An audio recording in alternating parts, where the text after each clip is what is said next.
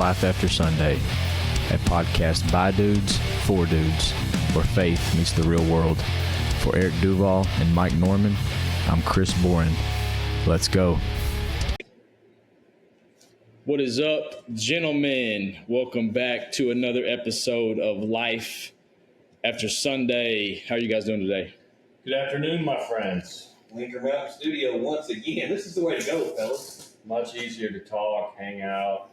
I just sent my buddies home back to Houston, so Casey and Craig came up, hung out this weekend, got to check out the natural state a little bit. We went and hiked down Pettigene, took them up in the mountains on the side by side, did a little mountain riding, so helped refresh their soul after living in the concrete jungle. What do you call them? I call them flatlanders because you get used to walking up here when you're hiking on uneven terrain, and I've noticed when you bring people in who literally have walked on flat surfaces, you can tell it. And I was like that when I first started, that they're a little wobbly, a little uneven, so I call them flatlanders to mess with them. I was telling my wife, that was Mike's nice way of calling them city slickers. Yes. Hey, and I was there too, man. First time I got out on uneven ground, I was stumbling around, but now I'm like a spider monkey.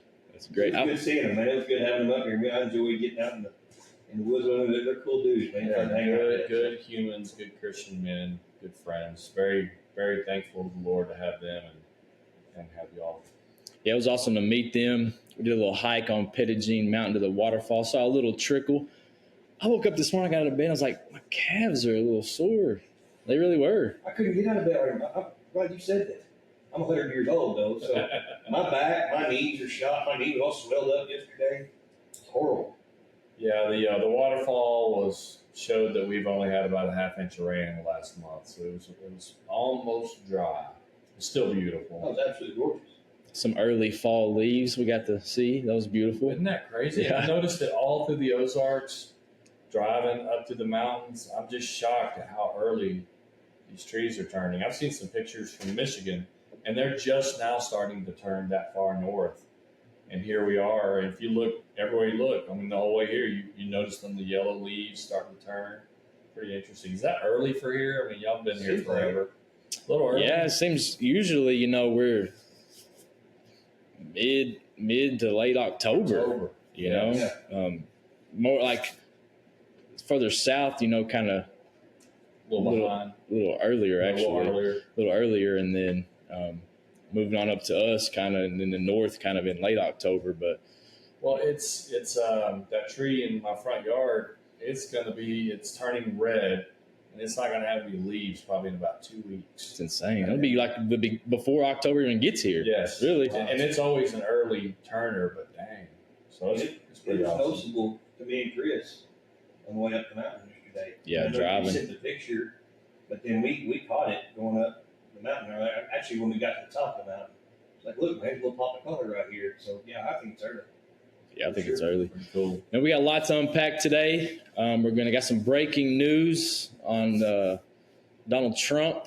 We're going to do a little talk on the debates from last week. Mike's got some things on Bible translations. And if we have time, we're going to pull in some things from Ecclesiastes and chasing the wind, things that we put our time into and efforts into that really are meaningless. So we want to thank you all for joining us today. However you're listening to us, YouTube, hit that subscribe button so you don't miss out on anything. If you're on Apple or Spotify, follow us, leave us a comment. It's our life's mission to defeat the algorithm. So everything you do in terms of that will help us out. Eric, I'm going to throw it to you for this breaking news. That was Sports Center, but that's okay. But it worked. It works just as good. Yes, it works. So, first of all, I feel super duper official right now because I'm getting thrown to a breaking news. You need to have a tie and a suit on. Yeah, exactly. Yeah, this is just you need to go out and be out live somewhere. The Linker Mountain News. You need to take this off and hold it right here. Go stand outside in the weather. Exactly. Wind blowing 100 miles an hour. Exactly. So here goes. My first official breaking news report. According to multiple sources, including CNN, Fox News, Politico, This afternoon at about 2 o'clock, President Trump was playing golf at his golf club in West Palm Beach. And it looks like, according to this, somebody took a shot at him again. At least 4 shots were fired. While President Trump was on the golf course on the front nine, Secret Service immediately went into protective mode. They have detained someone. That's new since we got here. Someone is in custody. They also have a vehicle and a rifle was recovered. Some reports are saying it was an AK-47. President Trump is unharmed, so that's good news. And there is a press conference coming up according to this. So pretty wild that here we are just, 2 months after they almost got him before. The unnormal is becoming normal. And apparently, I saw that he had a backpack and then a GoPro. And man, this is a sketchy time, man. We're still, what is this, September? So just till the election, there's still 2 months to go. They say the October surprise is going to be Biden stepping down and Kamala being president for a month before the election. When anything's on the table now. Man. It's just blowing my mind that this is happening, this is where we're at. And it makes you feel like the surprise may be something terrible. Yeah. They're dead set on taking this guy out. However they have to do it. The cabal, and I really do feel this, that runs this country, truly in their heart of hearts, and I mean it when I say it, they believe he's a threat to this country. And I think that, like, if you put them on a lie detector, they honestly believe that. Even as demented as that is, they honestly believe it, and that is a dangerous place to be in. Absolutely. So yeah, that rough times, man. Rough times, and it was even rough on the debate last week. It was fiery, it was heated, but it was a lot of noise. Not a lot of policies coming out, just a lot of. Well, can I lead off on something there? I watched it, okay? And I'm sitting there, of course, we're Trump guys, we're conservatives. I watched it, it just felt like something was wrong. It felt wrong. It did. And I'm not a genius. I'm not some astute political observer. I'm just an American citizen. But it absolutely felt, and looking back at it now, we were right to think this, that this was on purpose. That Trump was really defensive, but who wouldn't have been? Well, he was called every conceivable, despicable thing. And that's what's funny, is in 1 minute she would say, we're tired of name calling, and then she would turn around and look right at him and say, you're despicable, and go through assaulting his character. Yes. But it felt fake, is what you're, like the whole setup. That I guess they believe that the American people aren't smart enough to judge for ourselves an honest debate between two human beings, that they had to have 2 moderators literally debating Trump and fact-checking Trump, and Kamala getting the easy questions, no follow-ups, not being pressed on anything. And it's just a shame that ABC felt like they had to fix the debate in order to help her win. Like they just couldn't let it be, just let us judge and figure it out. The moderators are not supposed to be the center of attention, and yet they were. Well, you could see it, Chris. I don't know if you guys saw it or what, but even their facial expression, the moderators, like they would smirk, smugness. Their body language, the looks on their face, obviously the questions they asked. And then I saw something the other day that said it was something along the lines of the questions were like, President Trump, why are you so freaking terrible? Bad orange man. And it's so horrible. And why are you that way? And then Kamala, what do you think? Why is he that? Or what do you think about him being that way? Yes. I'm like. And then the letter came out, a whistleblower. That's just out today. That it said that there were certain questions that they were not allowed to ask. Yep. And I thought it was funny.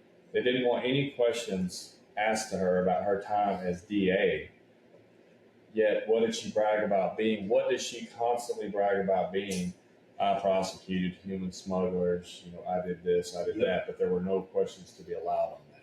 That's right. And everything she said was a blatant, bold-faced lie, from abortion to her views on IVF to guns to all that stuff, saying that and bringing out the Trump 25 thing and saying he's against IVF, which is a lie, and saying and it's just teetotal lies. And like Carrie said, if you hadn't done your research, you wouldn't know. And that's exactly what Taylor they're Swift counting did her on. research, though.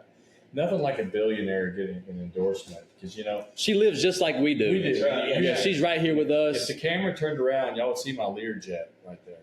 I fly Yeah. off here all the time. And I challenge you, I tell you, the perfect response to this whole Taylor Swift, and not just Taylor Swift, I'm not picking on just her, but the whole celebrity, thing coming out and endorsing Kamala. The perfect response to that is Megyn Kelly. If you've not seen Megyn Kelly's video response to Taylor Swift, you've got to go look it up. I encourage all of you to look it up. She goes scorched freaking earth on Taylor Swift. She does. About doing her research and about specifically naming Tim Walz as a reason why she's endorsing Kamala. Yes. Yes, you got to go look that up. That's pretty intense. So. Did y'all see the video of Tim Walz's wife at a rally last night? They said there's a new irritating human being that's more irritating than Hillary Clinton, and it is Tim Walz's wife. You've got to see it. Really? You've got to find the video of her talking about. She's talking to the crowd like they're three. Yes.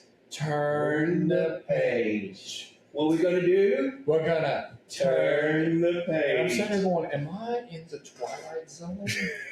Hey, when the hogs, let's get off, if the hogs ever get below, make it to a bowl game, we're all just gonna get together right here at Lincoln Rap Studio. and Together just- all at once. Turn the page. In a real irritating Yes. voice and it with crazy eyes. And then Tim's off to the side going, Oh, he is so he's so weird the way he walks out, points at the ceiling, grabs his chest and points at somebody.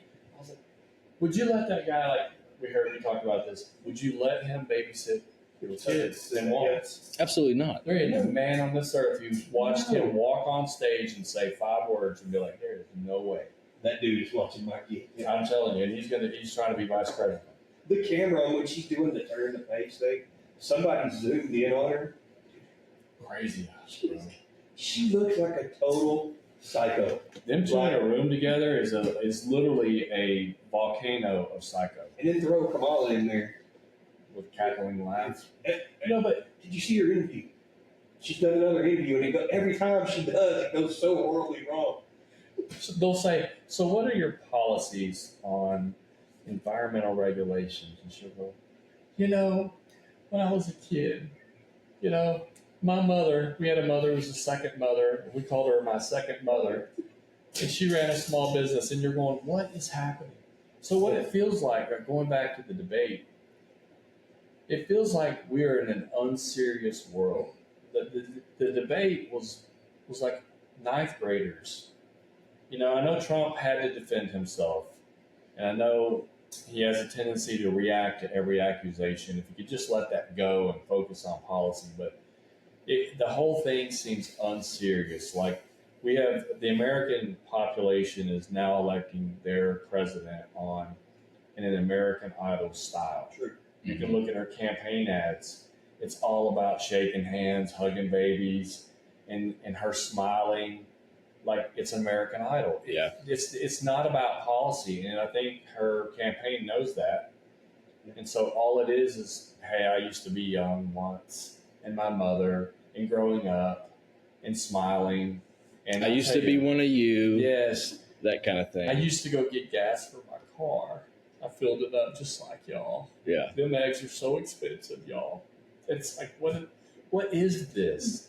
And meanwhile, she's talking about her economic plan. And meanwhile, this Wharton College graduate on the left, sometimes Trump forgets how like his resume, like he doesn't forget it, he just blows it off. Like sometimes I want him to stop and go, just want to remind y'all, I have a degree from the most prestigious school, business school Yeah. in probably the world, if not the country, and it's in economics. Like I actually have a degree in economics. Mhm. Like people forget that. Like I forget that. I would say, forgot that. Yeah, I did too until he said that on the thing. he has a degree in economics. You know, That's and why I totally forgot that. this is so unserious. I'm so tired of it. You know, people.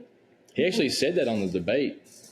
What? That school that he went to. The Wharton College Yep. of Business. Yep. That's why people keep, and we all fall victim to that too. Sometimes we're forgetting how smart he really is, and that sometimes you look back on things he's done since he came down the escalator in 2015. You're thinking, why'd you say that? Yes. And you look back later and you go, this dude's playing chess. Don't you wish sometimes, like in a debate, when she says, "I'm the only person standing up here who's prosecuted," I want to go, just look and go, have you ever employed a single person in your life? No. Have you ever worked in a job outside the government? No. You know, I've actually created jobs. I've built buildings. You haven't done any of that. She's literally the least accomplished person that they could have possibly found to try to become the president of the United States. But Michelle said she's the most qualified. One of the most qualified to ever run for president. So it must be true, right? And Michelle said it. It's true. Michelle said it. It's true. It's got to be true. Hey, old man, I think when Joe was watching the debate and he said that and Trump said they threw Joe out like a dog, I think old Joe was sitting in his nursing home and he was like, "Get him, Trump. He may You be. get him." Because then, you saw that he was carrying up a red hat to Air Put it Force on. One. And they Put it on said, in the fire department. Took pictures of those kids. Yeah. hey, because he's not running, it doesn't matter. I'll give him credit for going in there into enemy territory and being friendly, Yeah. smiling with the kids, and He even carried it up the ramp of the he did. He's fine. plane. Listen, you don't just get booted out of the most powerful position on this earth and do it without being angry about it. Even if he's hiding it, he's got to be upset. Trump said it. Oh, of course he is. He hates her. He gave a little inside baseball in the political world that Yep. he can't stand his vice president. Before we get off of the debate, is it not glorious watching the media and the left absolutely lose their minds over this whole cat and dog thing? I am just, it is glorious to watch. It is. But again, this goes back to what I'm talking about, Trump playing chess. Because now They're the forced. entire world is talking about that little town Mm-hmm. in Ohio, and whether some of this is true or not, some of it is. Seen the police report. So exactly, there's a 911 call, there's a police report, there's a video. Now apparently a cat on a grill. I saw that. So the whole world now is talking about this little town because Trump brought it up in the middle of the debate, and they're losing their freaking minds. I saw CNN. Dana, is it Dana? Dana Bash. Ugh. She was apoplectic. I'm not going to try to use a big word because I'll stutter. She was so angry when she was talking to J.D. Vance. She couldn't even hardly This talk morning. because the fact that you say that the Haitians were allegedly eating duck or geese and cats, that it's racist, and how dare. So it's the new way to operate in the world is when you see the media flaming out like that, just getting so angry, then it must be true. Because you're on the right track. Because they're working so hard, just like in COVID, if you dare question it, you were canceled. They're working overtime to eliminate this story. That's a really good point, man. And the same person, you think she lives? You think where she's at, 20,000 third world immigrants showed up and live in her neighborhood? Nope. Not at all. And again, there's nothing wrong with immigration, but you take a town that's 60,000 people and overnight you put 20,000 people who don't speak the language and their primary religion is something other than Christianity, you're going to have problems. And I don't blame them. That's what they do. Mm-hmm. They eat animals. They eat them in China. That's a different culture. Yeah. I don't blame them, but it's like, what did you think was going to happen? And J.D. Vance made a very good point this morning. That So why good. is that not the time? Why are we not discussing that? That somebody had, well, and he said he worded it really good, with what he does. The dude so speaks good. amazing. And he shut her down, dude. She was stuttering afterwards. She was stuttering when he got done with her. If you haven't seen it, guys, you got to watch it. But anyway, he says, it's under the guise of legal. It's technically legal what they did because they created this a temporary visa. They created that new thing to be able to fly those 20,000.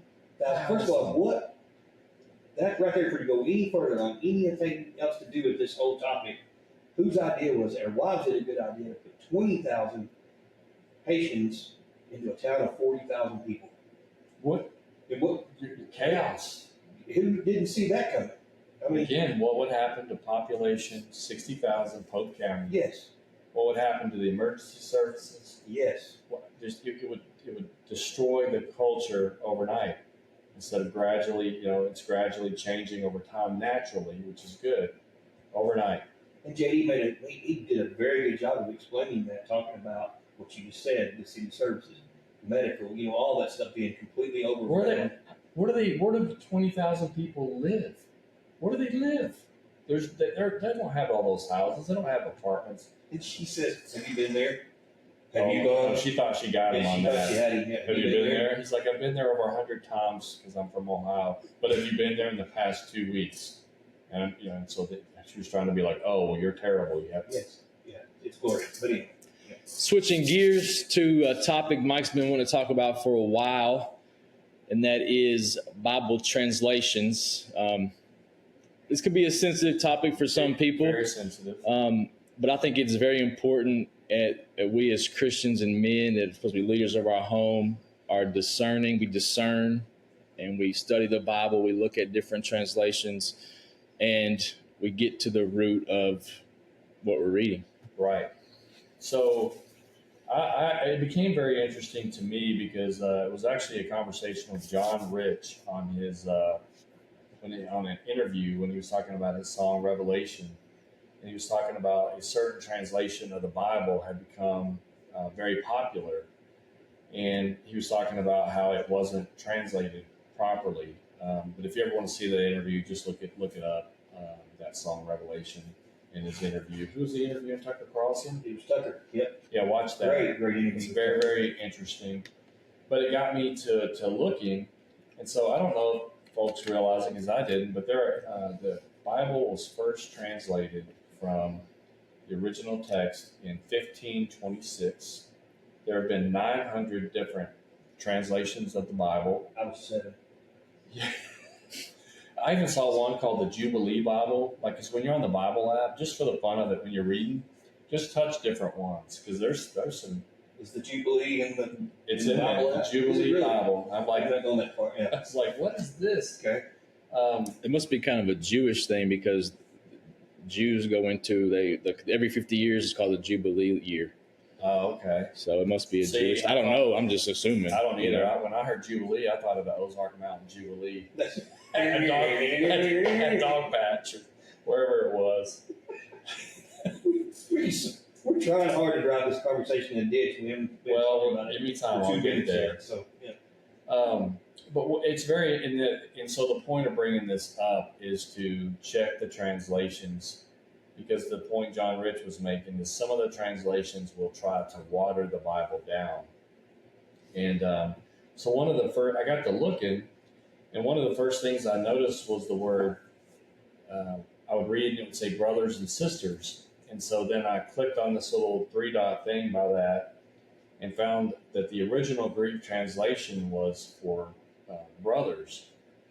And then so like when you look in King James, it was brethren, the plural of brothers. And so in my own head, I was wondering out loud, is that a watering down of the Bible? Are they trying to, because everything's about inclusivity. I can't even talk to it. Inclusivity. Yes, it's my Atkins education. Is that a translation trying to include brothers and sisters? I don't know. I just put it out there for people to think about because the actual original is for brothers. So what have y'all heard anything on that or have any thoughts on that? just from my research, from you want to talk about this topic, and just in going to church, you know, I believe that encompasses the entire body of Christ.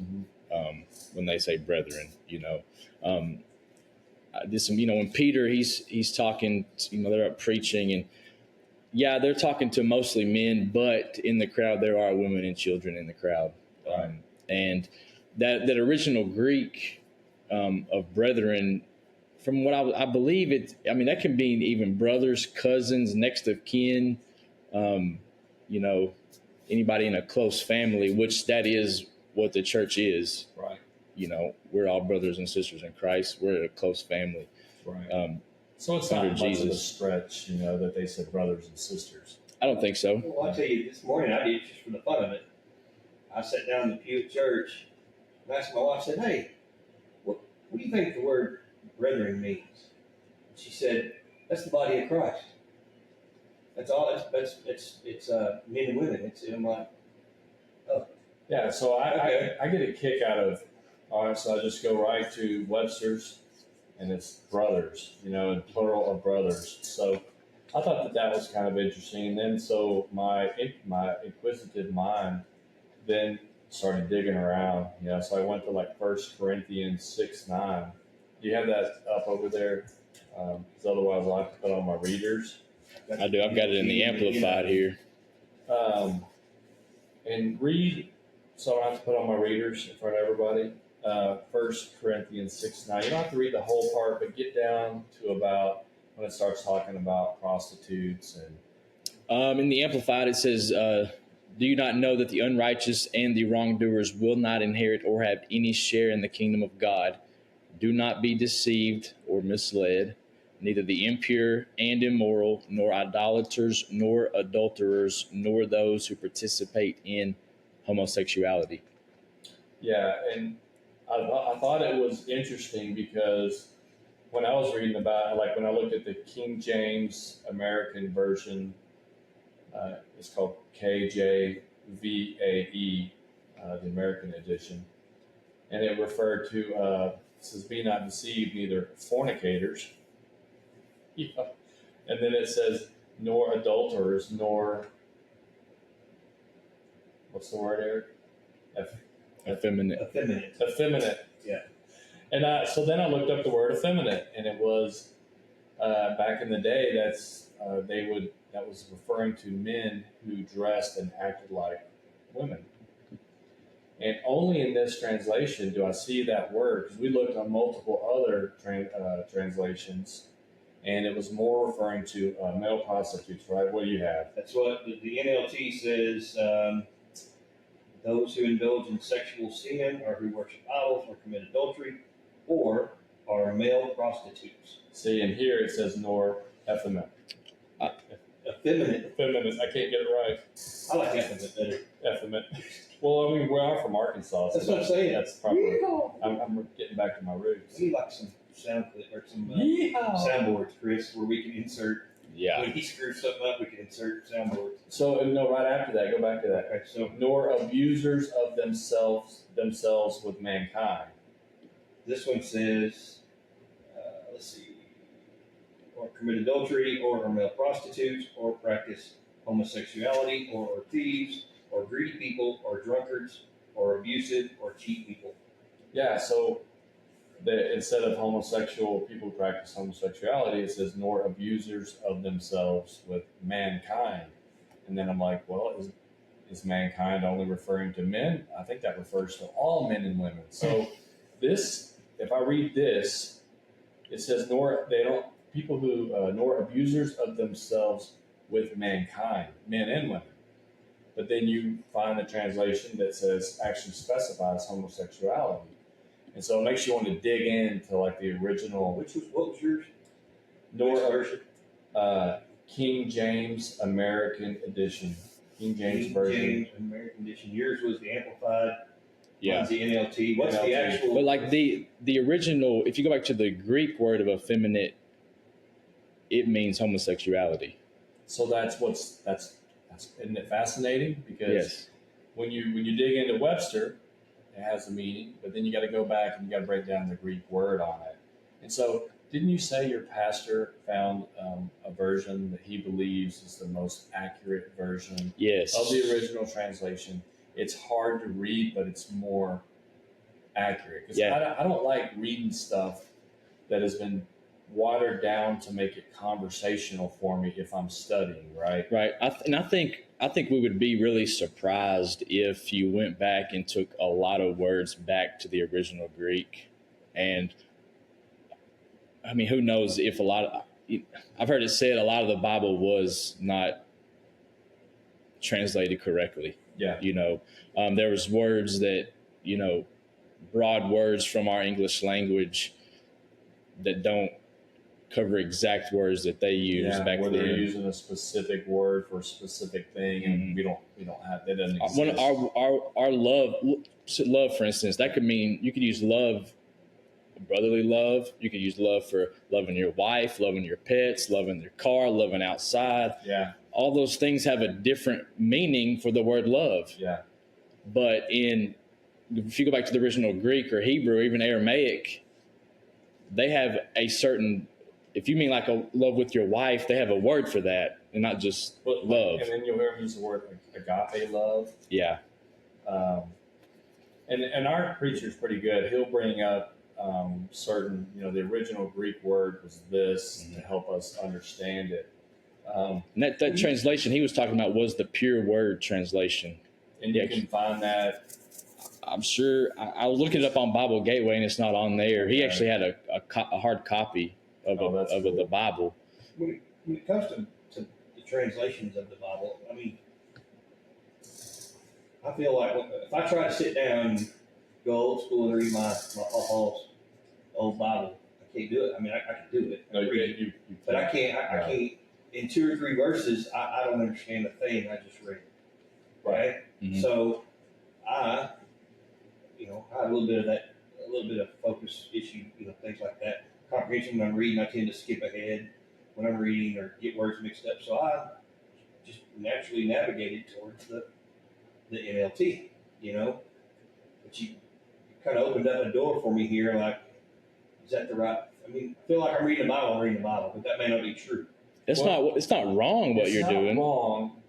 I think the spirit is the one thing if you're a new reader, not that I'm experienced because I cannot quote the Bible hardly at all, but NLT is good for the first time you're getting the Bible. But then I found once I started reading it, I was like, there is no way Jesus talked like that. It was like in total modern language. So then it kind of made me want to start digging and finding those different translations. And I think maybe as you grow in the faith, you kind of start to want to dig down a little bit, right? Do you guys feel like, let's just use mine here, the NLT, okay? Do we feel like the NLT is, what's the right word? Is it watered down? Watered down? Is it softening?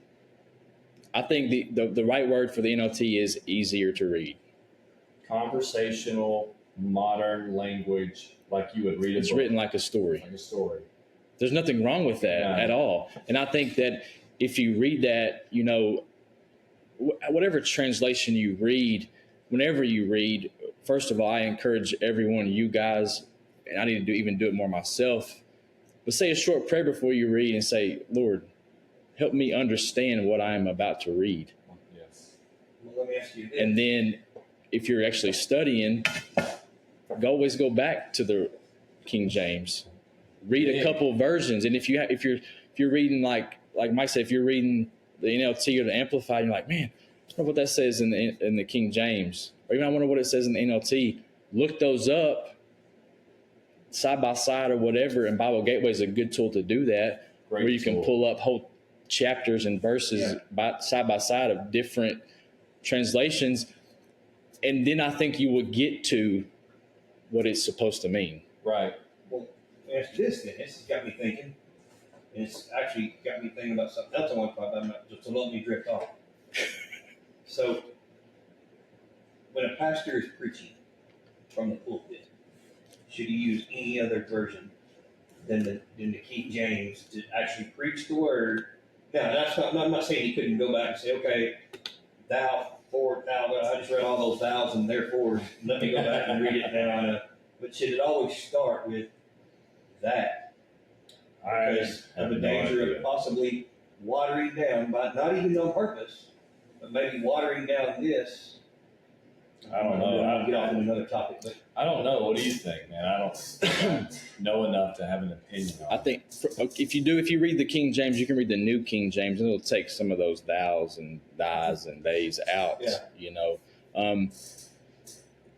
that's why it's on you. Whatever you listen to a preacher, it's on you to check that person, to check the preacher, to check and make sure he's doing it right, to check and make sure he's bringing you the word, the correct word, the right word. And the Bible, I can't even remember where it is, but the Bible tells us to do that. And so if you're getting wrong teaching, that's on you for not checking the preacher, to not making sure he's bringing you the word correctly. Well, and that's what I would say to that. I'm real hard enough to get I've got. Go ahead, let's do it. Okay, I've got one more that, because I like to laugh, and I like to keep it on serious topics. Can you pull up 1 Timothy chapter 1, verse 9 and 10? Yeah, I've got it. Or here, let's go with 10. Which version do you want? Let's do your New Living Translation. Well, actually, I accidentally clicked King James a minute ago. I'll click back. I've got it in the Amplified right here. Give me the Amplified while he's pulling. The impure and immoral persons, those who abuse themselves with men, kidnappers, liars, perjurers, and whatever else is opposed to the wholesome teaching and sound doctrine. Okay. Start with 10, and I'm going to bring in my King James American Edition word. Okay. In the NLT, is that what you're wanting? Yes. So verse 10. The NLT in 10 says the law is for people who are sexually immoral or who practice homosexuality or are slave traders, liars, Men stealers, or who do anything else that contradicts the wholesome teaching. So the predominant, I don't know if it's watered down. Those sound a little watered down, because in what I'm reading it says for whoremongers, for them that defile themselves with mankind, for men stealers, which is slave, Yeah. for liars, perjurers, everything else is pretty the same. But the two differences that you'll find is, so when I read for whoremongers, for them that defile themselves with mankind, you have just that section. Try to get back to it. Are y'all reading 9 and 10? No, just 10. Just 10, because mine starts off with for whoremongers. Okay. What do you have? It says for impure and immoral persons. For impure and immoral persons. 10 on the NLT, 10 starts with the law is for people who are sexually immoral. So sexually immoral or impure, but I kind of got a kick out of. You just like that word. I like it. For whoremongers. And then what's funny is whenever I looked it up on for whoremonger, it's actually not a word in the English dictionary, but it has a synonym, whoremaster. Oh. Whoremaster. Here is there's so many versions. It's fascinating. Here is the common English Bible.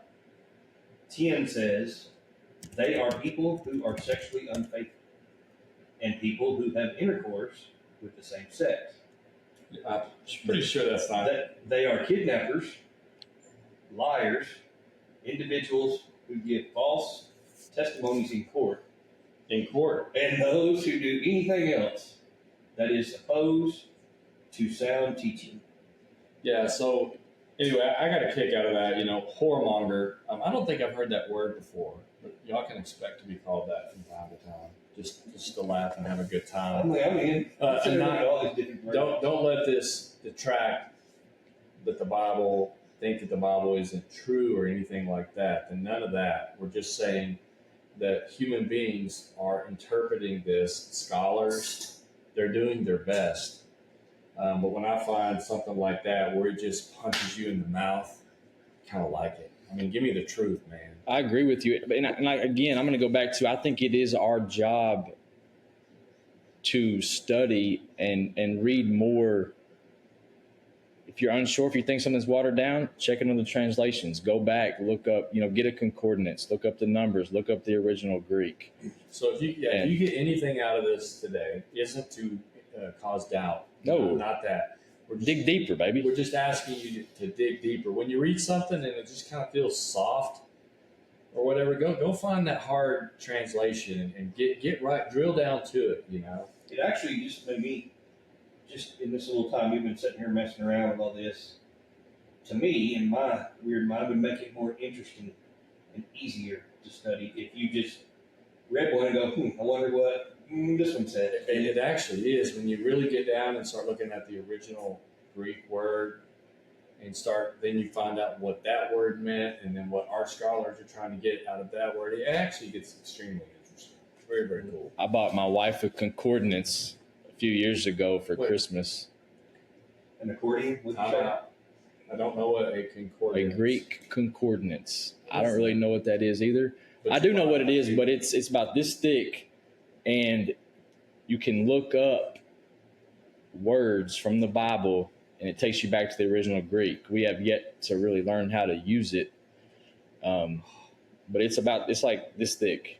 It's massive, and it's got just words and words, words and words and words. Wow. It says it's a book that lists all the occurrences of a Greek word in the Bible, along with information about the word and the verses where it appears. Oh, that's cool. That would be fascinating. Like it talks about like the law of first mention in the Bible. When a word was first mentioned in the Old Testament, what it mean then, what's it mean now, all that. That'd be handy. I found another interesting thing that makes me want to go find the original Greek word is when you look at the Ten Commandments and you go to like Deuteronomy to find it, mm-hmm. and it says, "Thou shalt not kill." Well, then there's several versions that most of them say, "Thou shalt not murder," but the one "Thou shalt not kill." So when you start breaking down, murder means I'm killing another human being with malice in my heart. Thou shalt not kill, then if you're in the military, you kind of think, well, I'm not supposed to kill nobody. Well, I have to because I'm defending our country. And so it's just thou shalt not kill. Well, to me, the more accurate word, I hope, is thou shalt not murder. Right. So you can see how that's on the Ten Commandments, just one word, murder or kill. They have different meanings. One is to just kill, period. Murder is malice in your heart, intending to kill another human being. So one word in the Ten Commandments just makes you want to start digging, right? Yeah. We've actually had guys in our church that have been in the military and have killed people in battle and stuff, and they struggle with that. Because someone chose to use the word kill, which is too broad. I hope, I'm not a scholar, but I hope that whenever I dig down to that Greek word, that what I'm going to find is they're trying to say murder, which is in most translations is murder. So there's another interesting factoid for you. But Eric, let's talk about what you were thinking, sir. That's a whole other episode. We're ready. Bring it out. Come on, man. I'll just give you a little bit. So it's got me thinking, is this watering down? Well, I'm going to say watering down. So if we're softening things in the Bible, is that some of the problem that's leading to where we're afraid to fight on issues, like big important issues like what Pierce was talking about when he was on? Like, why won't we mention from the pulpit? So I think another reason I wanted to bring it up, you kind of hit on it. As we move forward, and especially the younger folks, don't think that the evil one will not try to water down, our Bible. Don't think. There's where I was at. That at some point, it's already happening. Yes, and that's a huge debate, and so this discussion is to put you on alert. Well, that's why the Bible says in the end times the very elect will be deceived. Is that happening now? I think it is a little bit. And again, the Bible says we are to be the discerners. It is our job. Yes, and that's what we're encouraging. We're encouraging you, our listeners, me, myself, to do a better job of discerning. Be curious. You be curious. Like if you listen to a preacher online, Like Double check him. I've been trying to do that more myself. I found a new guy, Pastor Mitchell is his name. He's a black guy. He's great. He's preaching fire. But I was like, I need to check this dude before I. That's smart. And it is, and it's our job to do that. That you're not wrong in doing that. You're not judging them. You want to think, just like the versions of the Bible, you want to think, look, it's the Bible, it's okay. The preacher, it's okay. Your first inclination is not. It's fine. Hey, this guy's good. He's a preacher. Yeah, it's not to go, wait a minute. And it's even that way in the world now, because when you bring this back to politics, I'm a guy who truly believed, I'm now about 50, probably in the first 35 years of my life, I honestly believed that the government was always doing what's best for us. Mm-hmm. And I was the guy saying, who cares if they look at my phone? I don't care. Who cares if they know what I'm doing, where I don't do anything wrong. Who cares? And then some things happened, and then all of a sudden Bank of America is releasing to the federal government who bought plane tickets to the Capitol on that day that will right. give us, on that day in January. And that brought the scales off my eyes, and every day more and more as I become curious and not just say, oh, the government's good. Man, my eyes, like I said, the scales have been brought off. Yeah. Man. And I just had a thought on what you said a while ago too, Eric, about, why are things not like abortion and stuff not being preached from the pulpit? And yes, that is a legit. I think it's because they're watering it down because they don't want people to walk out the door when they say something against what so some person might believe. I've heard somebody kind of tell me that it's so important to get people to church, right? And that's absolutely a true, 1,000% true statement, right? Because no matter what state they're in, where they're at, we've got to get them in the door to have that moment just to hear about Jesus, right? But not if we're preaching crap. That's why I'll sit here fighting so hard not to try to open up a whole other. No, we're opening it. It was going to take. It's like politics. I teach y'all something about politics today in church and Christians in politics, and I feel like we're just all sitting back. We are on the sidelines to not upset somebody. That's what the church as a whole is doing. Is they don't want to upset somebody. They want their numbers up. They don't want to be speaking the hard, cold, fire truth of the gospel to 100 people. They want to be preaching a watered down, sugar-coated gospel to 10,000 people. Yes. And their idea is it's the greater good. Well, more people in, and maybe, but they will be judged for that. Well, hold on a minute. Maybe they're right. Hold on a minute. So more people in. Let's think about that for a minute. I'm trying to play. Take devil's advocate. That's the wrong word here. Safe advocate. Is that what you're saying? Yeah, dude. Not trying to say that. Let me just flip that coin and play. Let me try to play that part. I'm ready. And take that side. Preaching a watered down version to 10,000 people is what you said. Watered down gospel. In that watered down gospel. What is a watered down gospel? That's what I'll tell you. I have never, to this day, and we've talked about this on a previous episode, heard them talk about how you're supposed to dress in church. In the Bible, and I believe it's Timothy, specifically addresses for how women should address or how they should dress in church. And it brought it up as a new young believer when I saw the preacher in Houston. His wife came in and her cleavage was showing. And it bothered me. I was like, that's not appropriate. And then I find a verse in the Bible that says how you're supposed to dress.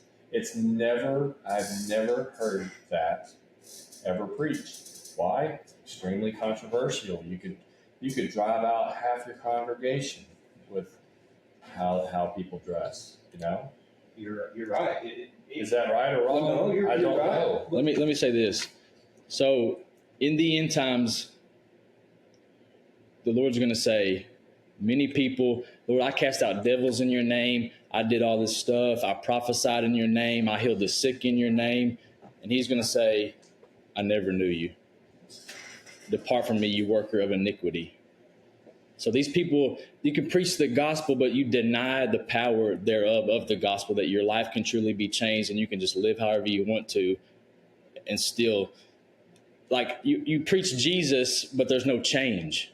That's watered down gospel. You preach Jesus, you preach death, burial, resurrection, but then I can go out and do whatever the crap I want to Monday through Saturday, and there's no change. That's a watered down gospel.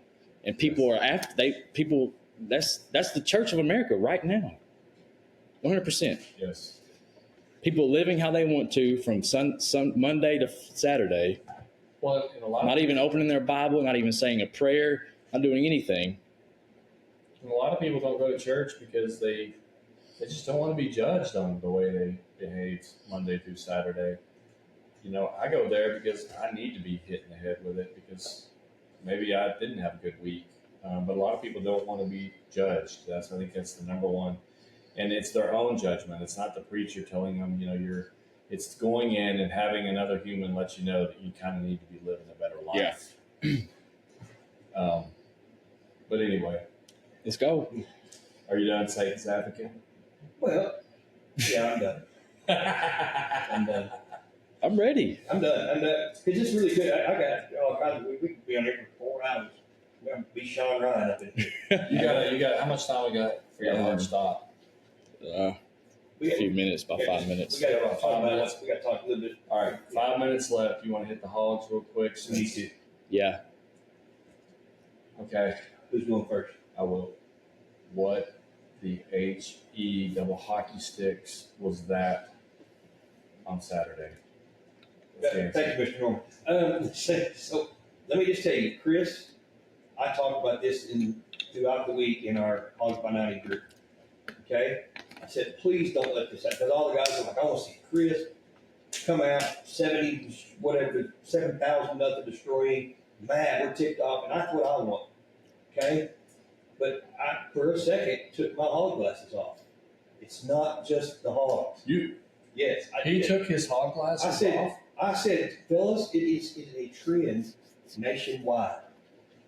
It's nationwide. It never fails in college football. Anytime a team, good or bad, really Georgia, super high Kentucky. emotional loss or gut-wrenching gut punch that we all experienced in Stillwater, Oklahoma.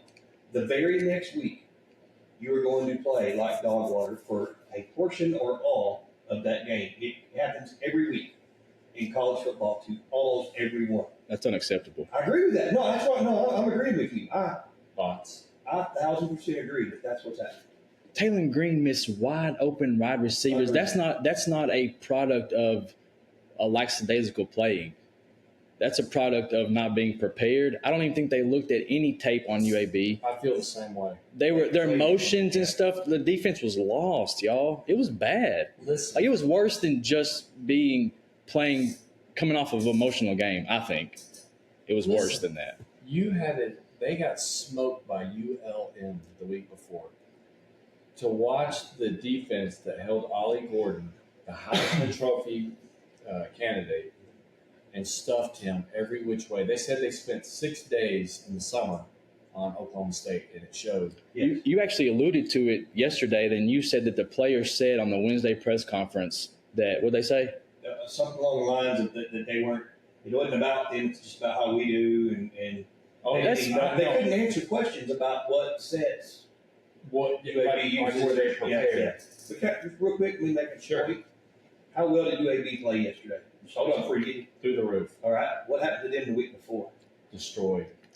So therefore, they come out the next week and play extremely well to the best of their abilities. That was absolutely UAB's And they best shot. They did. Right? They looked Yeah. good. And I would say going into the year, But they have talent. They have a 4-star quarterback. I mean, expectations for them. But anyway, back to So did they do what we did with UAB when they played ULM and focus all on us during the summer? Because I feel like they skipped this last week to focus on like maybe Auburn, because the defensive alignments were Terrible. wrong. You can't stop Ollie Gordon like you did and then come back and make UAB's line look like they're That's exactly right. giant killers. if us three we were playing on the Hogs Razorbacks football team, and we played like we did the second half against Oklahoma State, and we were leaders on the team, I would be Let's go. ticked off, it was our fault we lost the game. We made the mistakes. I would be rallying the troops to come out on fire. I think we saw some of that yesterday afternoon in the press conference. Did you see Landon? It was too late. Well, Well, Landon. after the game, did you see what he said? Yeah, and Landon, Played better. he played better Yeah, because yesterday. without him pressuring the quarterback on That fool had 2 interception, tackles through 2 games. Without Played better him, yesterday. without him getting pressure on that interception, that was a TD for UAB. He got pressure, but that was another TD. Mhm. But you're right, Yeah, he it has been a no-show. I watched it. They're comparing him to that Malachi, whatever his name, that defensive end, Malachi, some stud defensive end that He can't. he couldn't hold his jock strap. No, they get locked. He gets locked up and can't get loose. No. The defensive line's been a no-show. Hey, Tracy, John, listen up. Pittman's got to go, man. Stop. Pittman's got to go. I don't know, man. I just know that team yesterday, that wasn't the Bobby Petrino coach team. No. Hey, and I've heard some. What about this? What if Bobby is underperforming? You get Sam out, and Bobby, boom, is the head I don't coach. know that at all. Thank you. Okay. Yeah, I don't know that part at all. He wouldn't intentionally underperform, but I think what he's doing is when he sees problems that the head coach should address, he's He ain't. staying in his lane. Yeah, I I'm agree with staying that. in my lane. That's your deal, coach. You're not letting the Letterman in. You're not letting former Hog stars have easy access to the players in the organization That's a whole which nother came thing. out. That he's not going to say, "Hey, bro, you need to fix it." Maybe he's just staying in his lane. And I've seen through 3 games, Bobby's the scheme was great. The scheme's incredible. I mean, the scheme was there. We're throwing wide open receivers at their feet, Listen, like dog walk. and we did that pass to Broden on that smash route right in his hands, and it hit him in the. You're a D1 athlete, and it hits you in the face mask, and you can't make a catch. Hit him in the face mask. listen. Green ain't going to last a quarter next week Well, hold if on. he comes out hold on. like that. Trey mentioned some up to in his walk and talk that this is part of the maturation process of Taylor Green. You see a little bit of what they saw in the spring is the kid will make you go, holy Wow. crap, how did he do that? And then, holy crap, why did you do that? But that it's slowly becoming more and more of, wow, Taylor Green than it is.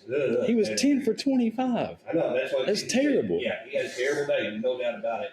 I think you're going to see possibly a 2-quarterback system We're headed there. because right now, if I'm Dude, he's if I'm- missing wide open if I'm receivers. playing Auburn and Taylor cannot hit wide open receivers, I'm going to put in Malachi and have him throw that out route, do a slant for 10 yards just to keep my drives going. I think so. It can't be. It's the truth. Usually isn't. This is hard for me to say. It's usually somewhere in the middle, right? Sure. It's usually probably not going to be the oh my gosh incredible, like you were texting me during the Oklahoma State going, oh I'm so excited. This That guy was is making plays out incredible. of his mind. Mhm. All right, and it's also probably not what we saw yesterday, right? Yes. Right? But I'll take that in the middle, Taylor Green, because of pure athletic ability and Bobby Petrino coaching him up. I'll take that in the middle. I will too, but against an SEC opponent, if he's missing, we can't afford. I'm just worried, We man. can't afford Did multiple you see that drives. SEC opponent we're playing Auburn. next week? That is not a good football. They pulled away and put away New Mexico State last That's probably what they're night. saying about us, though. It's But that's what- irrelevant it is- after our UAB Dude, performance. they are UAB no was better than awful. us. They are no better. UAB was awful. So is New But Mexico State. we play good on the road. There you go. Yep. We play good I on like the the You can't finish on the road. The early line, by the way, the early line is out. Have anybody looked at it? road. No, it isn't. No. We're 4.5 underdogs. I like that right now. I'll at the take moment. that. Yeah. Auburn got ran up. New Mexico State ran the football on them. Yeah. Well, from what I was watching, Well, let's hope they didn't spend 6 days on Arkansas in the summer because apparently it helped us nearly beat Oklahoma State. Thanks, everybody, for listening. I'm going to pray us out of here. let's go. Heavenly Father, Lord, we thank you for this time. We get to be on this podcast. We thank you for our listeners. I thank you for Mike, and I thank you for Eric. I thank you for our friendship.